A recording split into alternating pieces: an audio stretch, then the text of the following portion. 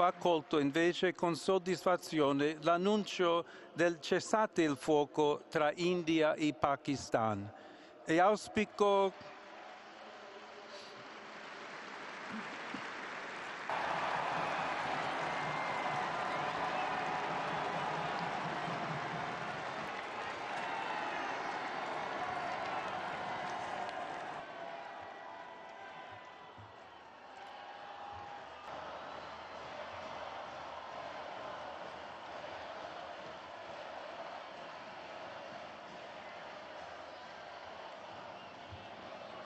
Cari fratelli e sorelle, buona domenica!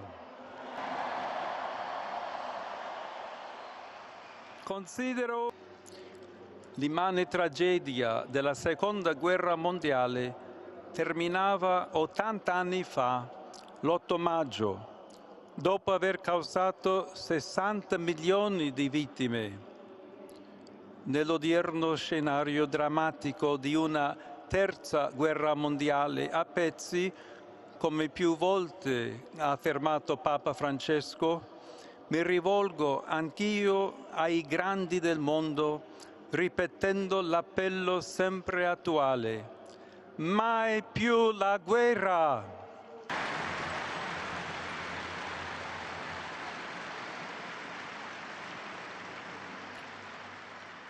Porto nel mio cuore le sofferenze dell'amato popolo ucraino.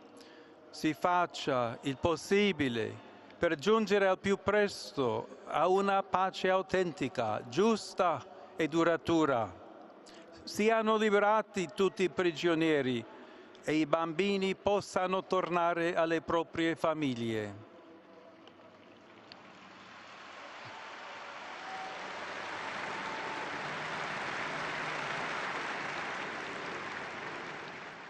Mi addolora profondamente quanto accade nella striscia di Gaza. Cessi immediatamente il fuoco.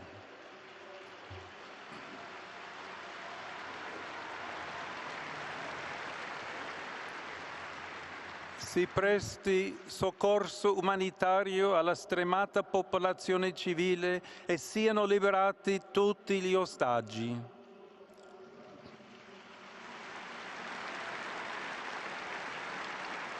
Ho accolto invece con soddisfazione l'annuncio del cessate il fuoco tra India e Pakistan e auspico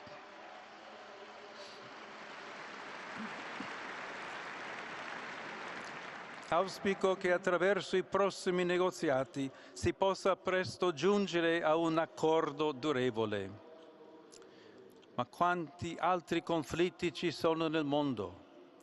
Affido alla Regina della Pace questo accorato appello, perché sia lei a presentarlo al Signore Gesù per ottenerci il miracolo della pace.